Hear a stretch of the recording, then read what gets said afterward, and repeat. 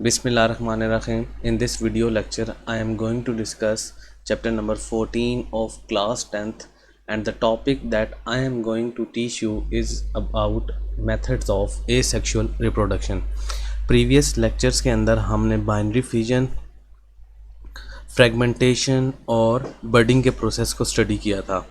आज हम इस लेक्चर के अंदर स्पोर फॉर्मेशन और पार्थिनोजेनेसिस को क्या करने वाले हैं, स्टडी करने वाले हैं।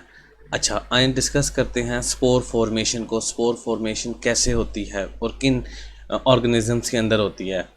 देखें, आपके पास it is generally seen in most fungi like rhizopus के अंदर क्या होता है कि जब राइजोपस अपनी रिप्रोडक्टिव एज को अडॉप्ट कर लेते हैं या वो उस रिप्रोडक्टिव एज में पहुंच जाते हैं तो उनकी जो बॉडी सेल्स होते हैं वो फॉर्म करते हैं थिक वॉल्ड स्पोर सैक्स, जिनको क्या कहा जाता है, स्पोरेंजिया कहा जाता है या स्पोरेंजियम कहा जाता है। यानी कि कहने का मकसद ये है कि जब भी आपके पास फंजाई जिनमें राइजोपस की हम बात कर रहे हैं, तो जब राइजोपस अपनी रिप्रोडक्टिव एज को पहुंच जाते हैं तो वो अपनी सराउंडिंग बॉडी सेल्स के अंदर स्पोर सैक्स बनाते हैं, जिनको क्या कहा जाता है, स्पोरेंजियम कहा जाता है। और हर एक स्पोरेंजियम के अंदर, ठीक है, सेल डिवाइड होता है माइटोसिस के थ्रू अपने डॉटर सेल्स में, जिनको स्पोर्स कहा जाता है।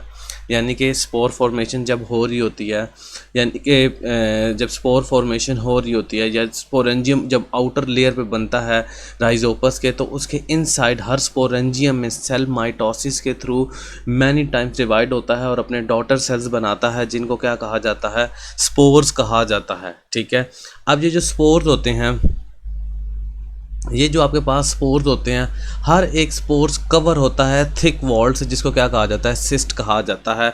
जब इनके पास कौन सी कंडीशन होती है, अनफेवरेबल कंडीशन होती है। यानी कि जब हम प्रीवियस स्लाइड्स के अंदर भी हम यही डिस्कस कर रहे थे कि जब अनफेवरेबल कंडीशंस होती हैं तो ऑर्गेनिज्म अपनी सराउंडिंग के अंदर एक थिक वॉल बनाता है, जिसको क्या कहा जाता है, सिस्ट कहा जाता है।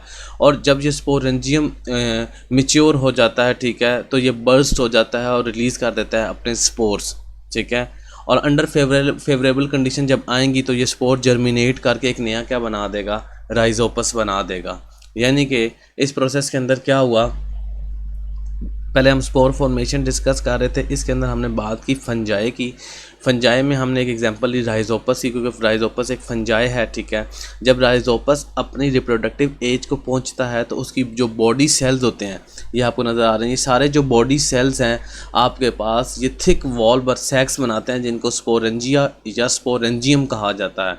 अब हर एक स्पोरेंजियम के अंदर, ठीक है, क्या होता है कि सेल बहुत दफ़ा डिवाइड होता है माइटोसिस के प्रोसेस के थ्रू और अपने डॉटर सेल्स बनाता है, जिनको स्पोर्स कहा जाता है। और ये आपको मैं हाईलाइट कर रहा हूँ, ये सारे आपके क्या हैं, स्पोर्स हैं।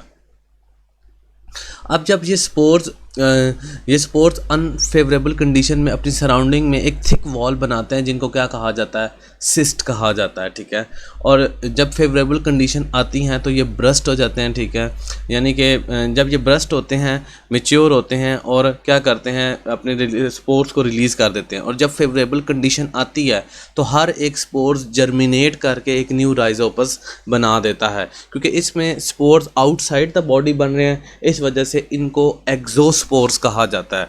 बिकॉज ये जो स्पोर्स हैं आउटसाइड द बॉडी बन रहे हैं, तो इस वजह से इनको क्या कहा जाता है, एक्सोस्पोर्स कहा जाता है। स्पोर फॉर्मेशन में एक और एग्जांपल डिस्कस करें कि ऑल दो बैक्टीरिया क्योंकि वेल डिफाइंड न्यूक्लियस नहीं होता, तो ये बाइनरी फिजन का एक प्रोसेस है। लेकिन कुछ बैक्टीरियाज लाइक क्लोस्ट्रीडियम, ठीक है, और बैसिलस स्पीशीज़ जो हैं, इनके अंदर जो होता है अंडर अनफेवरेबल कंडीशन, जो सम स्पीशीज़ ऑफ बैक्टीरिया होती हैं वो प्रोड्यूस करती हैं स्पोर्स को। ठीक है, अब आउटर लेयर स्पोर्स भी होते हैं, ठीक है, वॉल लेयर स्पोर्स भी होते हैं, ठीक है, मिडल लेयर स्पोर्स भी होते हैं। तो स्पोर्स जब इनसाइड क्लोस्ट्रीडियम या बैसिलस के अंदर बनते हैं, तो ये स्पोर्स जब अपनी रिप्रोडक्टिव एज को पहुंचते हैं या जब इन्हें फेवरेबल कंडीशन अनफेवरेबल कंडीशन को जब ये फेस कर रहे होते हैं तो ये इनसाइड स्पोर्स बना देते हैं। The bacterial spores are also thick walled, ये इनकी जो ये स्पोर्स होते हैं इनको भी एक थिक वॉल सराउंड करती है जिनको सिस्ट ही कहा जाता है, ठीक है, क्योंकि ये इनसाइड द बैक्टीरिया बन रहे हैं इस वजह से इनको एंडोस्पोर्स कहा जाता है, ठीक है, एंडोस्पोर्स कहा जाता है। और जब ये अपनी रिप्रोडक्टिव एज को पहुंचते हैं, ठीक है, तो ये बैक्टीरिया ब्रस्ट हो जाता है, ठीक है, और इधर से आपके पास क्या होता है पेरेंट सेल से ये क्या हो जाता है सेपरेट हो जाता है, और जब फेवरेबल कंडीशन मिलती है तो ये एंडोस्पोर जर्मिनेट होकर एक नया बैक्टीरिया बना देता है। यानी कि कहने वाली बात यह है कि जब अनफेवरेबल कंडीशन होती है तो कुछ स्पीशीज़ अपने अंदर स्पोर्स बना लेती हैं, जिनकी एग्जांपल में क्लोस्ट्रीडियम और बेसिलस आ जाता है, ठीक है। अब ये जो स्पोर्स होते हैं इनकी सराउंडिंग में थिक वॉल होती है, ठीक है, जिनको सिस्ट कहा जाता है। और जब ये बैक्टीरिया, क्योंकि ये जाहिर सी बात है ये स्पोर्स जो होते हैं इनसाइड द बैक्टीरिया बन रहे हैं इसलिए इनको एंडोस्पोर्स कहा जाता है। जब ये बैक्टीरिया से अलग होते हैं तो जब ये जर्मिनेट होते हैं उनको जब फेवरेबल कंडीशन मिलती हैं तो ये न्यू बैक्टीरिया में क्या हो जाते हैं कन्वर्ट हो जाते हैं। This is one of the type of methods of asexual reproduction. Now we are going to discuss parthenogenesis. Parthenogenesis क्या होता है? देखें, पार्थिनोजेनेसिस पहली तो बात है is also considered as form of asexual reproduction. ये एसेक्सुअल रिप्रोडक्शन की एक क्लास है। इसमें क्या होता है in it an unfertilised egg develop into new offspring.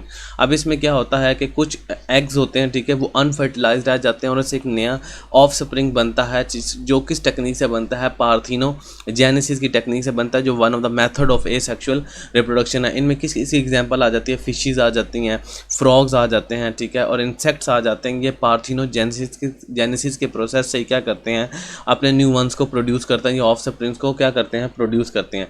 चलें इस बुक के अंदर क्लास 10th की बुक के अंदर हनी बी की एग्जांपल है तो हम उसको डिस्कस करते हैं कि जो क्वीन हनी बी होती है ये अपने एग्स को जब हनी कॉम्ब में ले करती है तो मैनी एग्स फर्टिलाइज हो जाते हैं और मैनी एग्स अनफर्टिलाइज रह जाते हैं।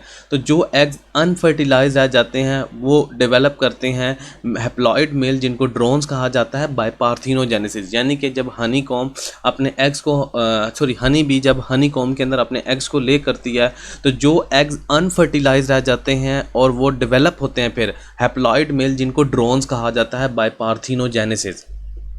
और एट द सेम टाइम जो एग फर्टिलाइज हो जाते हैं बाय मेल बीज, ठीक है, तो वो डेवलप होकर डिप्लॉयड फीमेल बनाते हैं जो न्यू वर्कर्स भी हो सकते हैं, आपके जब वर्कर बीज भी हो सकते हैं और न्यू क्वीन भी हो सकती है।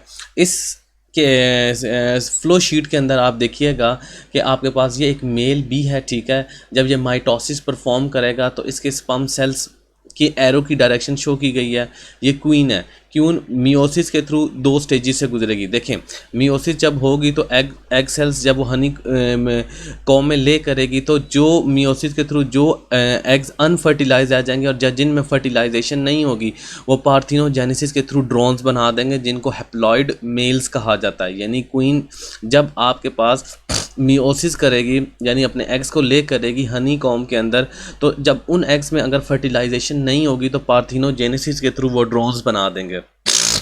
सॉरी, अच्छा, जो क्वीन मियोसिस के थ्रू मेल एग्स उनको फर्टिलाइज करेंगे, ठीक है, या उनमें मेल और फीमेल क्वीन सेल्स के अंदर फर्टिलाइजेशन हो जाएगी तो वो आपके पास वर्कर्स और क्वीन बना देंगे। तो this was all about parthenogenesis. I hope you have understood that spore formation and parthenogenesis. Kindly subscribe my channel and click the bell icon for the latest notification of my videos, and do share this video to your friends. Thank you very much.